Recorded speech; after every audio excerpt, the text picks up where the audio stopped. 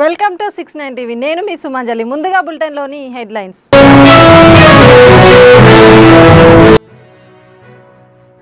వివేకానంద నగర్లో 1,50,00,000 రూపాయలతో సీసీ రోడ్లు, ఓపెన్ జిమ్. సీసీ రోడ్లకు శంకుస్థాపన చేసిన ఎమ్మెల్యే అరికెపూడి గాంధీ.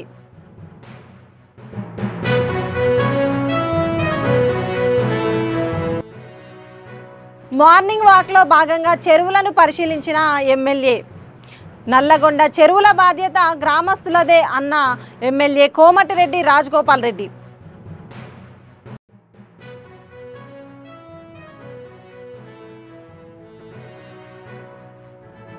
బీసీలకు 42% రిజర్వేషన్లు బిల్లును ఆమోదించడానికి ఢిల్లీకి బయలుదేరిన మంత్రులు, ఎమ్మెల్యేలు.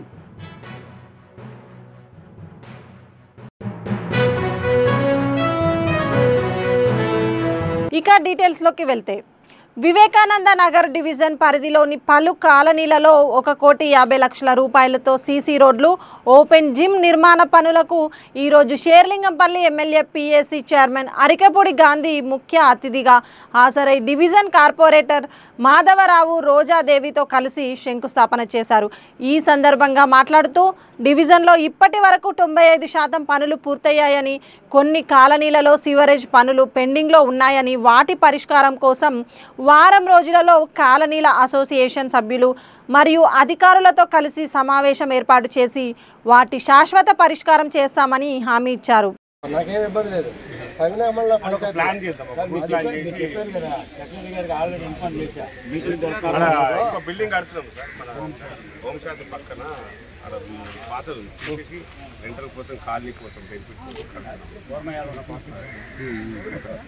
చెప్పాలి మీకు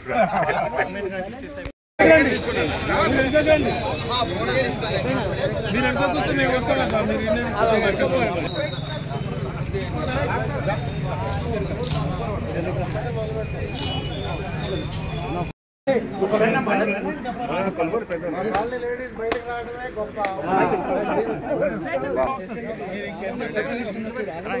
సార్ సార్ ఇటు చూడండి సార్, సార్ ఇక్కడ సార్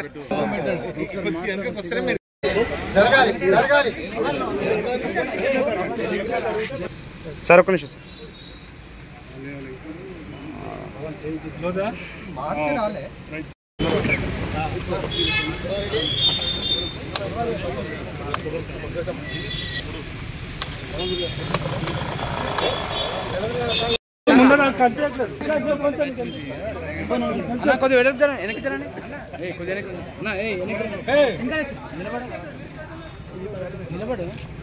నల్లగొండ ఎమ్మెల్యే కోమటిరెడ్డి రాజగోపాల్ రెడ్డి ఉదయం మార్నింగ్ వాక్లో భాగంగా చెరువులను పరిశీలించారు. గత ప్రభుత్వం మిషన్ కాకతీయ అని చెప్పి వేల కోట్ల రూపాయలు ఖర్చు చేసింది. కాంట్రాక్టర్లు తూతూ మంత్రంగా పనిచేసే వేల కోట్ల రూపాయలు దోచుకున్నారు. గ్రౌండ్ లెవెల్లో మిషన్ కాకతీయ పనులు సక్సెస్ కాలేదు. చెరువుల పునర్నిర్మాణంలో అందరూ భాగస్వామ్యం కావాలని అన్నారు. చెరువులను అభివృద్ధి చేసుకునే బాధ్యత గ్రామస్తులకు అప్పగిస్తాం. కబ్జాకు గురైన చెరువులను సర్వే చేసి హద్దులను ఫిక్స్ చేయాలని ఆర్డీఓకు ఆదేశం ఇచ్చామని అన్నారు.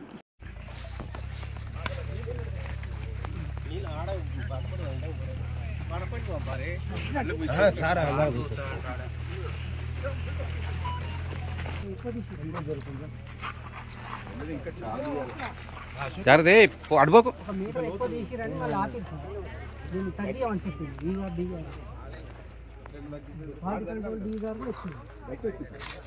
చాలా గట్టి మొరం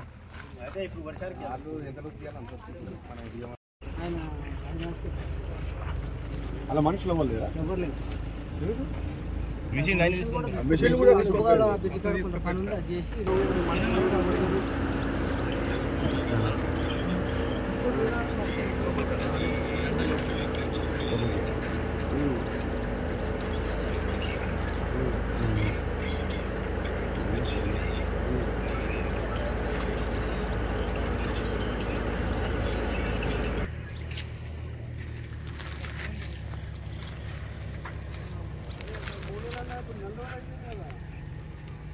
బీసీలకు 42% రిజర్వేషన్లు బిల్లును ఆమోదించడానికి తెలంగాణ కాంగ్రెస్ ఢిల్లీలో చేపట్టిన 3 రోజుల కార్యాచరణలో భాగంగా మంత్రులు పొన్నం ప్రభాకర్, సీతక్క, పలువురు ఎమ్మెల్యేలు, బీసీ సంఘాల నేతలు శంషాబాద్ విమానాశ్రయం నుండి ఢిల్లీ బయలుదేరారు.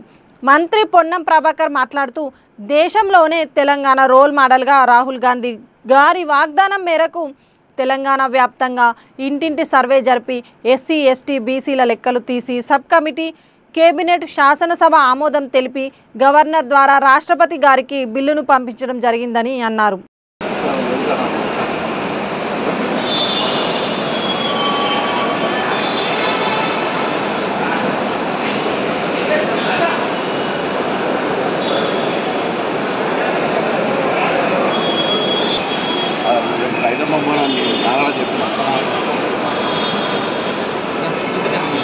అట్లా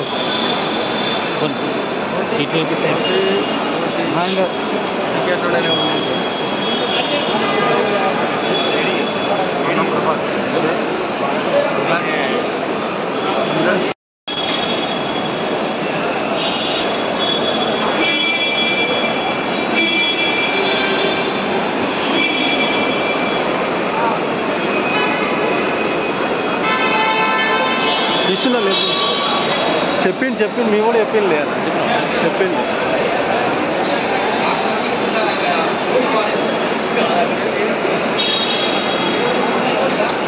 నల్లగొండ జిల్లా మునుగోడు మండలం కోరటికల్ గ్రామంలో ఎమ్మెల్సీ నెల్లికంటి సత్యం కలిసి 33/11 సబ్స్టేషన్ని ప్రారంభించిన మునుగోడు శాసనసభ్యులు శ్రీ కోమటిరెడ్డి రాజగోపాల్ రెడ్డి అనంతరం సబ్స్టేషన్ ప్రాంగణంలో మొక్కలు నాటారు. అనంతరం చండూరు పట్టణ కేంద్రంలో ప్రాథమిక పాఠశాలలో భవిత కేంద్రాన్ని మునుగోడు శాసనసభ్యులు నెల్లికంటి సత్యం, కలెక్టర్ త్రిపాఠి గారితో కలిసి ప్రారంభించారు. ఈ కార్యక్రమంలో డీసీసీసీ చైర్మన్ కుంభం శ్రీనివాస్ రెడ్డి, కాంగ్రెస్ పార్టీ రాష్ట్ర నాయకులు నారా బోయిన రవి, ముదిరాజ్, కోడి గిరిబాబు, మాజీ సర్పంచ్ రేవల్లి సుధాకర్, మండల నాయకులు, మాజీ సర్పంచులు, మాజీ కౌన్సిలర్లు, మాజీ ఎంపీటీసీలు, కార్యకర్తలు తదితరులు పాల్గొన్నారు.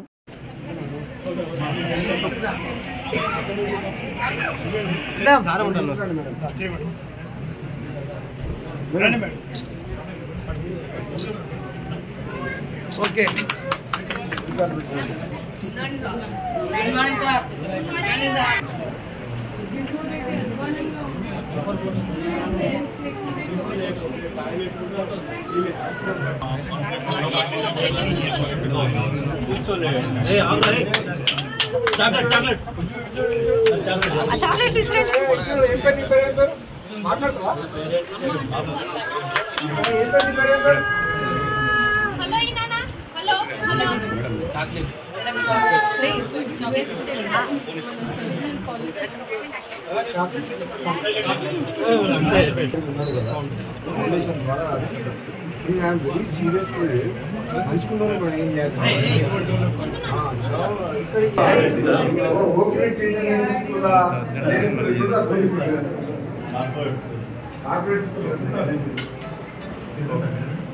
Before photo set, better number.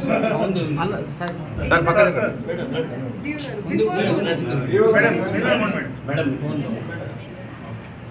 Madam पक्का सर कंटिन्यू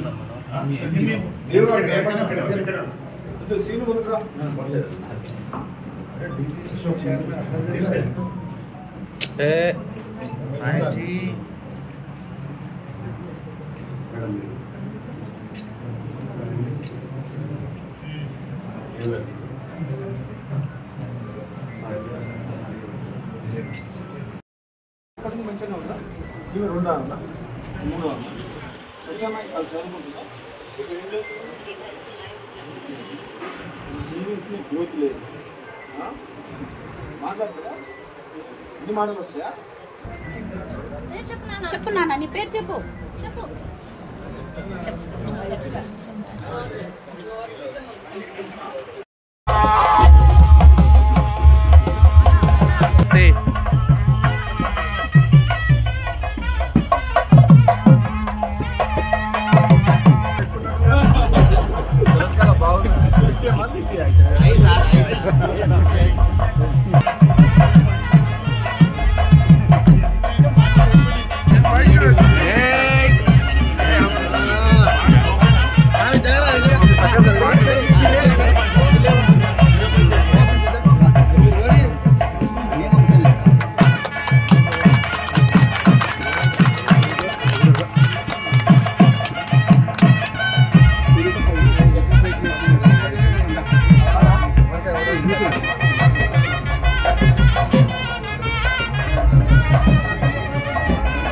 మీరు అటు సైడ్ ఉండండి సార్, మీరు అటు సైడ్ ఉండండి.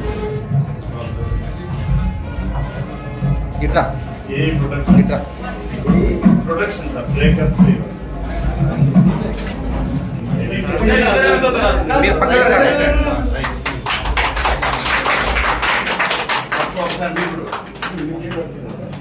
చూడండి సార్, చూడండి సార్.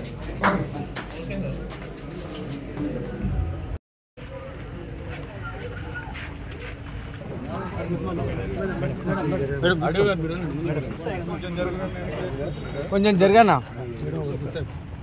కొంచెం డిపార్ట్మెంట్ వాళ్ళు ఉండండి.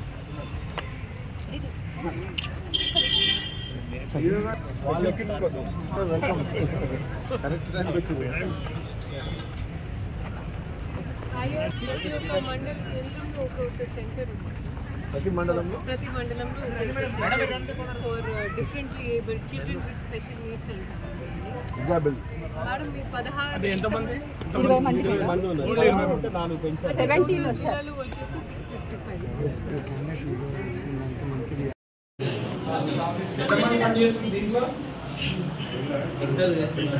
చెప్పు నాయక్జీ.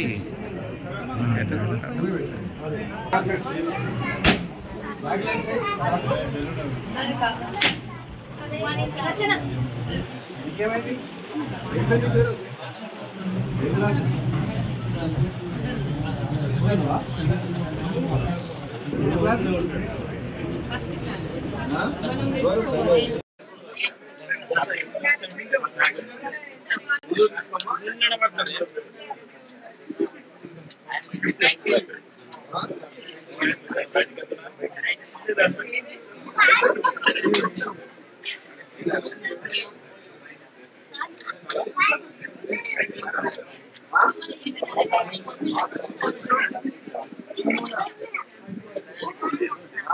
సదాశివపేట నగర సంకీర్తన భాగంగా ఇవాళ ఉదయం 8:30కి శంభులింగేశ్వర ఆలయంలో హనుమాన్ చాలీసా పారాయణం, లింగాష్టక పారాయణం, సత్సంగం నిర్వహించడం జరిగింది.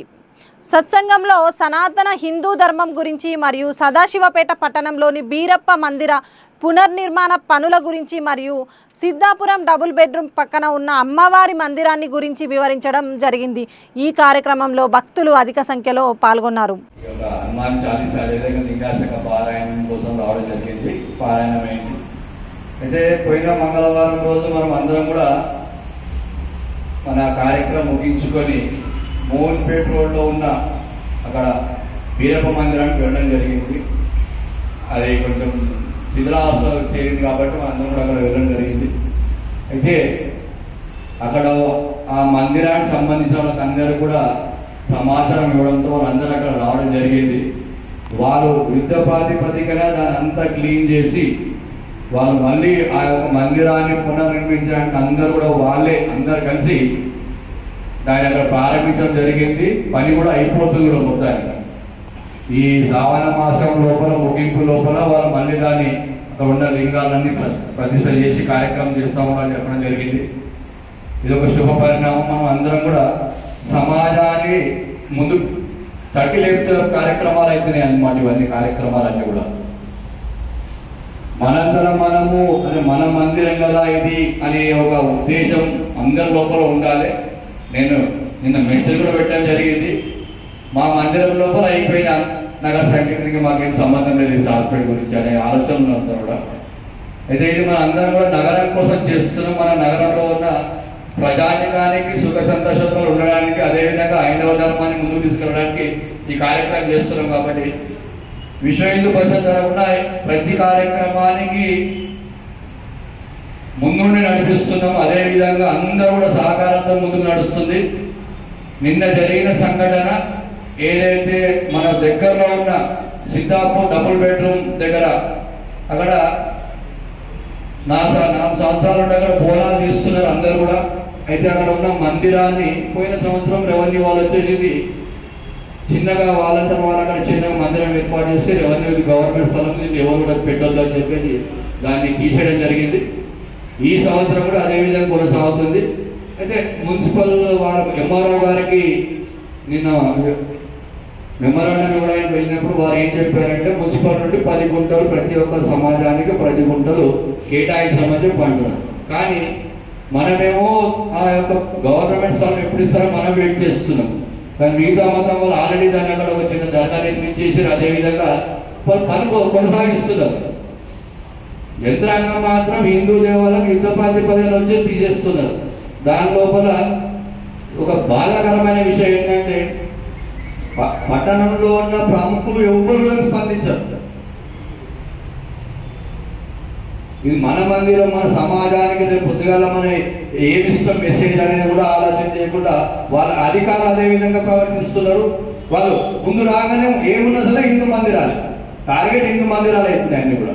ఏవి జరిగినా కూడా కనీసం మరి 10 గుంటలు కేటాయించారు. మరి శ్రావణ మాసం ఉన్నది అని చెప్పేసి వాళ్ళు అక్కడ ఇచ్చేస్తే వాళ్ళని కూడా మన బోనాలు చేయకుండా అడ్డుకోవడం జరిగింది. అదేవిధంగా పరిస్థితి ఎట్లా ఉందంటే నిన్న అక్కడ వచ్చిన మహిళలు కూడా చెప్తున్నారు, అందరూ కూడా భజన కార్యక్రమం కూడా చేయిస్తారంట వాళ్ళు. ఇది ఎక్కడో మణిపూర్ జరగలేదు, మన సదాశివపేట పక్కకే. మన సదాశివపేట పట్టణంలో ఉన్న డబుల్ బెడ్రూమ్ దాంట్లో జరుగుతుంది విషయం. ఇది ఎక్కడో మన అందరం కూడా టీవీలలో చూస్తాం, వెస్ట్ బెంగాల్ అవుతుంది, మణిపూర్లో అవుతుంది, కానీ మన సదాశివపేట జరుగుతున్న విషయాలు కాదు. ఎందుకు? యంత్రాంగం వాళ్ళకి సపోర్ట్ చేశారు కాబట్టి వాళ్ళు రెచ్చిపోతున్నారు. అందరూ కూడా దీనిపైన ఆలోచన చేయాలి. పోయిన వారం కూడా కలెక్టర్ గారికి ఈ విషయమై నివేదిక జరిగింది.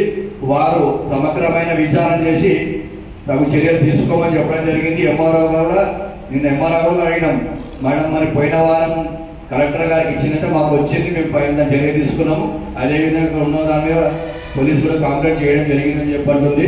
అయితే దీనిపైన కూడా వచ్చే మంగళవారం లోపల మనం అందరం కూడా ఒకసారి మళ్ళీ ఆలోచన చేద్దాం, యంత్రాంగాన్ని కూడా సమయం ఇద్దాం.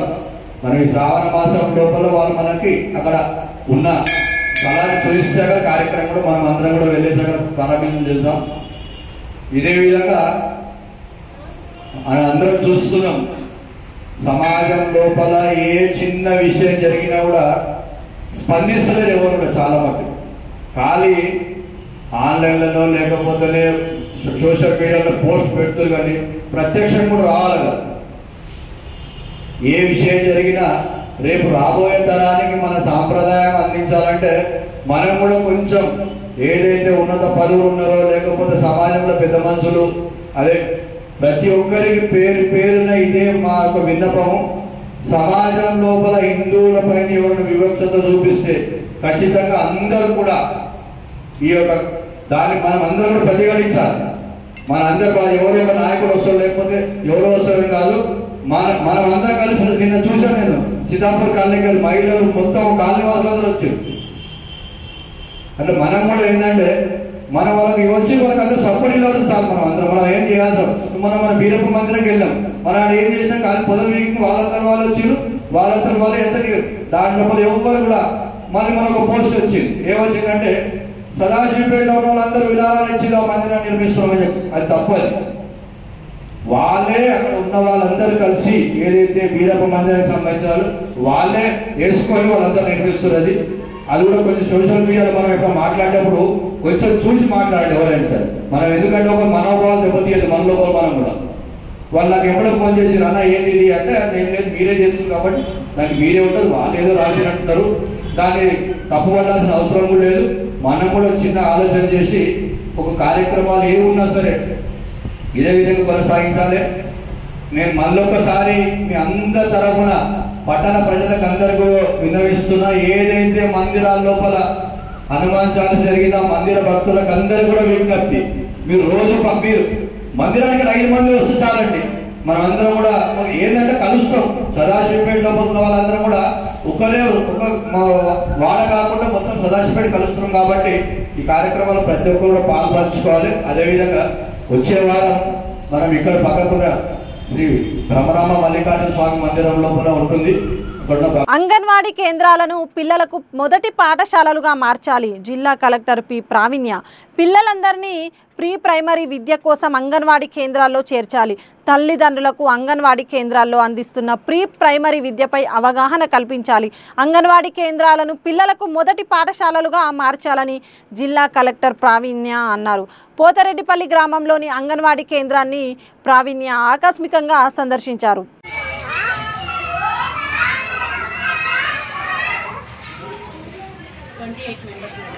Boys 14 members, girls 14.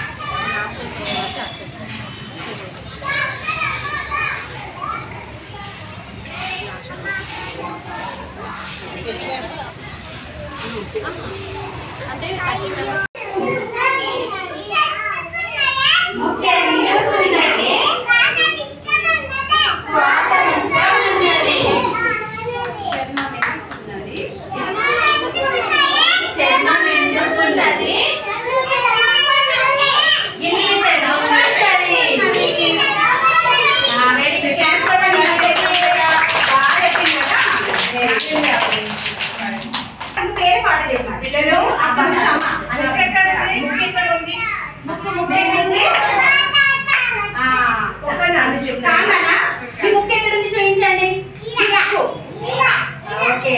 మరి చెవులు ఎక్కడ ఉన్నాయి?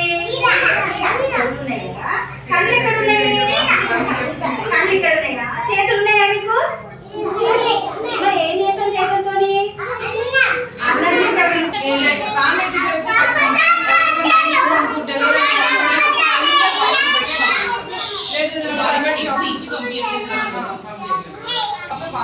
పెట్టుకోండి అందరు ఇట్లా.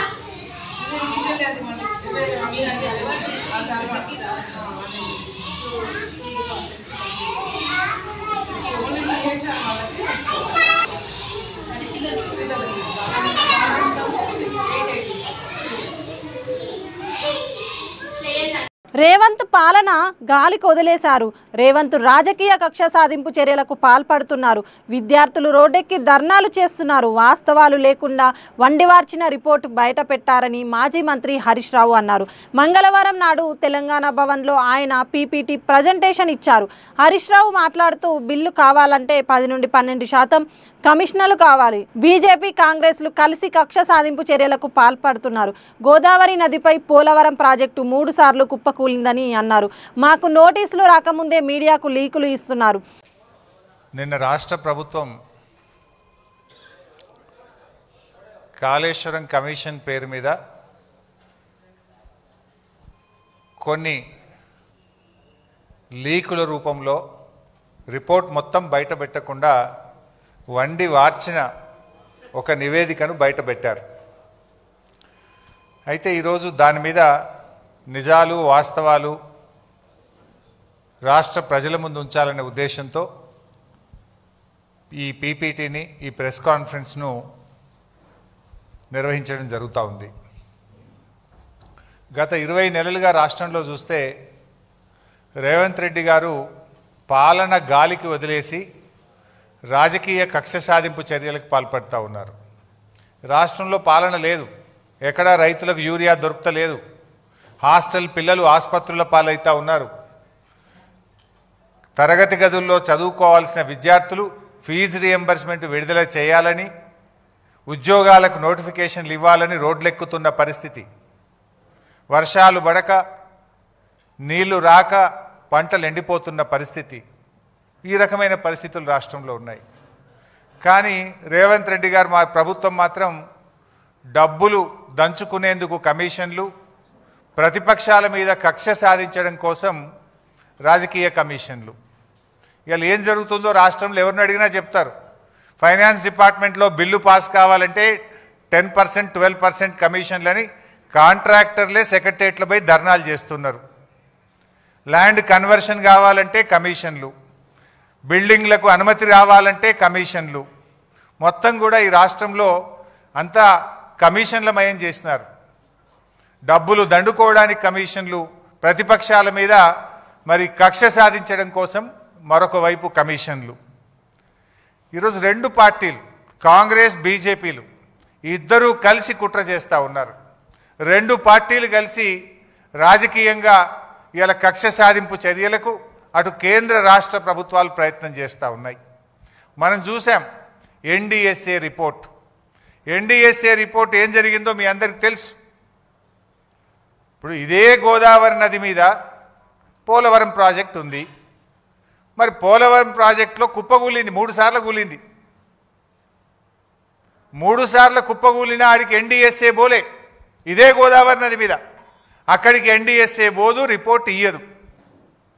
కానీ మేడిగడ్డ బ్యారేజ్ మీద మాత్రం పిలవకుండానే, రాష్ట్ర ప్రభుత్వం కోరకుండానే హడావిడిగా వచ్చి అసెంబ్లీ ఎన్నికల ముందు ఒక రిపోర్టు, పార్లమెంట్ ఎన్నికల ముందు ఒక రిపోర్టు, బీఆర్ఎస్ పార్టీ రజతోత్సవం జరుపుకుంటే దాని ముందు ఇంకొక రిపోర్ట్ ఇస్తారు. అది బీజేపీ నీతి. ఇప్పుడు ఇక స్థానిక సంస్థల ఎన్నికలు వచ్చినాయి, రేపో మాపో లోకల్ బాడీ ఎలక్షన్లు వస్తున్నాయంటే ఇప్పుడు మేడిగడ్డ, సుందిల్లా, అన్నారం మీద కాళేశ్వరం కమిషన్ రిపోర్టును మళ్ళీ బయటపెట్టి రాజకీయ కుట్రలకు ఈరోజు ఈ ప్రభుత్వం పాల్పడతా ఉంది. అంటే ఎంత దుర్మార్గంగా, దానికి మీడియానే సాక్ష్యం. మీరే ఇక పిలుస్తుండ్రు అని రాసిండ్రు కమిషన్ ముందుకు. మీరే రాసిండ్రు కేసీఆర్ గారిని, హరీష్ రావు గారిని పిలవవలసిన అవసరమే లేదు, నివేదిక పూర్తయింది, రేపో మాపో ఇస్తారని మీరే రాసిండ్రు కదా. ఆ తర్వాత మళ్ళీ ఏం జరిగిందో ఏందో తెలియదు కానీ రేవంత్ రెడ్డి పోయి మరి ఏమైనా దండం పెట్టిండో ఏం చేసిండో కానీ రాత్రికి రాత్రే కమిషన్ గడువు పెంచిండ్రు. మళ్ళా రాత్రికి రాత్రే లీకులు. ఏమని? హరీష్ రావు గారిని, కేసీఆర్ గారిని కమిషన్ పిలిచింది, మాకు నోటీస్ రాలే. గమ్మత్ ఏంటంటే మాకు నోటీస్ రాలే, మీడియాలో మాత్రం లీక్ వచ్చింది. ముందు రోజేమో పిలుస్తలేరు, రిపోర్ట్ ఇచ్చిండ్రు అన్నారు. తెల్లారేమో లే రిపోర్టు ఎక్స్టెన్షన్ ఆఫ్ టైం అయింది, కమిషన్కు నోటీస్ ఇచ్చిండ్రు అన్నారు. మాకు నోటీస్ రాలే కానీ మీడియాలో మాత్రం నోటీస్ వచ్చింది.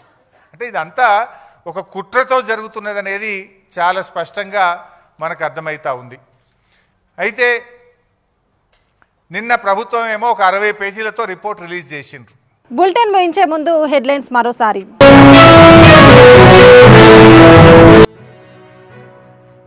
వివేకానంద నగర్లో 1,50,00,000 రూపాయలతో సీసీ రోడ్లు, ఓపెన్ జిమ్. సీసీ రోడ్లకు శంకుస్థాపన చేసిన ఎమ్మెల్యే అరికపూడి గాంధీ.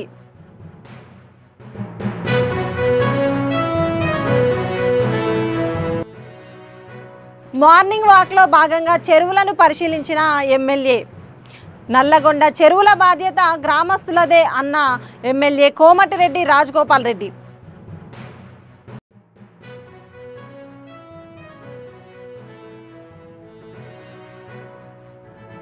బీసీలకు 42% రిజర్వేషన్లు బిల్లును ఆమోదించడానికి ఢిల్లీకి బయలుదేరిన మంత్రులు, ఎమ్మెల్యేలు.